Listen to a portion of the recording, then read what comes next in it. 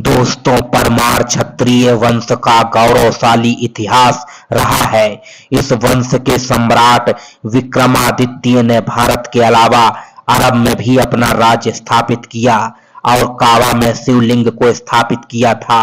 परमार राजपूत वंश, जिसे पंवार या पवार वंश के नाम से भी जाना जाता है, भारत का एक प्रसिद्ध राजपूत राजवंश था जिसने 9वीं से 14वीं शताब्दी तक मालवा क्षेत्र पर शासन किया। इस वंश की स्थापना उपेंद्र या कृष्णराज ने की थी और इसकी राजधानी उज्जैन थी, जिसे बाद में धार स्थानांतरित कर दिया गया।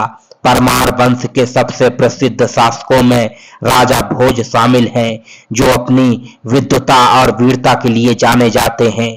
परमार वंश की उत्पत्ति के बारे में कई मत प्रचलित हैं, लेकिन सबसे लोकप्रिय मान्यता यह है कि परमार अग्निवंशी राजपूत थे, जो आबू पर्वत पर महर्षि वशिष्ठ के अग्नि कुंड से उत्पन्न हुए थे। कुछ इतिहासकारों का मानना है कि वे राष्ट्रकूटों के अधीन थे और बाद में स्वतंत्र हो गए। परमार वंश का गोत्र वशिष्ठ, प्रवर 3, वशिष्ठ, अत्रि, संक्रांति, वेद, यजुर्वेद, शाखा, वाजसनेयी, माध्यन्दिन, सूत्र, पारस्कर, कुलदेवी, दुर्गा माता, गजानन माता, वृक्ष, कदम्ब या पीपल, प्रमुख गद्दी धारा, नगरी या उज्जैन।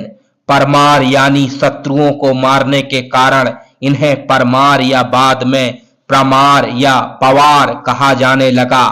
कवि चंद्र वरदाई आदि कवियों ने इस वंश को अग्नि से उत्पन्न माना है। अग्नि वंश की भ्रांति उत्पन्न होने का कारण यह है कि इस वंश के महापुरुष का नाम धूमराज था। धूम अर्थात धुआं अग्नि से उत्पन्न होता है, इसलिए इसे अग्निवंशी कहा जाने लगा। आगे इसी वंश में उपेंद्र परमार हुए, जिसने मालवा में अपना राज्य स्थापित किया। उसके बाद उसका पुत्र वेरी सिंह मालवा का राजा बना। उपेंद्र के दूसरे पुत्र डंबर सिंह ने डूंगरपुर एवं बांसवाड़ा में अपना राज्य स्थापित किया। मालवा की राजधानी पहले उज्जैन थी। यहाँ का प्रसिद्ध राजा गंधर्व सेन था। इसके 3 पुत्र थे, शंख, भर्तृहरि एवं विक्रमादित्य। शंख तो बचपन में ही मर गया था तथा भर्तृहरि कुछ समय तक राज्य करने के बाद योगी बन गए थे। अतः पिता की मृत्यु के बाद में विक्रमादित्य मालवा के स्वामी बने। इसने अपनी वीरता से अरब तक का क्षेत्र जीतकर अपने राज्य में मिला लिया। काबा, जो आज मुसलमानों का पवित्र स्थान है, कहते हैं वहां शिवलिंग की स्थापना विक्रमादित्य ने की थी। इस्लाम का उदय होने से पहले काबा में 360 मूर्तियां होने के प्रमाण मिलते हैं। हजरत मोहम्मद ने इस्लाम धर्म में इन्हीं मूर्तियों की पूजा का खंडन किया था।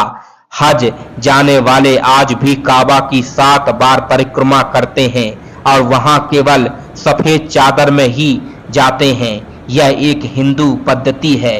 सम्राट विक्रमादित्य का प्रभुत्व उस समय सारे विश्व में था। काल की गणना विक्रम संवत से ही की जाती थी, जो इसी की देन है। समय निर्धारित करने का जो गौरव आज इंग्लैंड को मिला है, वह गौरव कभी इस सम्राट की राजधानी उज्जैन को मिला था। महाराजा विक्रमादित्य के दरबार में 9 रत्न रहते थे।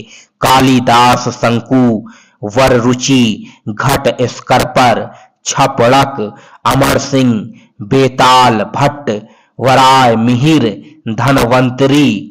विक्रम संवत की शुरुआत ईसा पूर्व 57 में हुई थी, जब राजा विक्रमादित्य ने शकों को पराजित करके इस विजय के उपलक्ष्य में उन्होंने विक्रम संवत की स्थापना की, जो उनके नाम पर रखा गया। इसके बाद इस वंश में प्रसिद्ध राजा भोज हुए, जिसने अपनी राजधानी उज्जैन छोड़कर धारा नगरी बनाई। इसका शासनकाल 11वीं शताब्दी में था।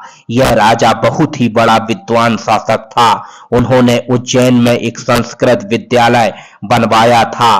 परमार वंश की शाखाएं मालवा के परमार नरेश, बागड़ का परमार वंश, मारवाड़ के परमार नरेश, जालौर के परमार नरेश, किराड़ का परमार वंश, भोनमाल का परमार नरेश, चंद्रावती के परमार नरेश।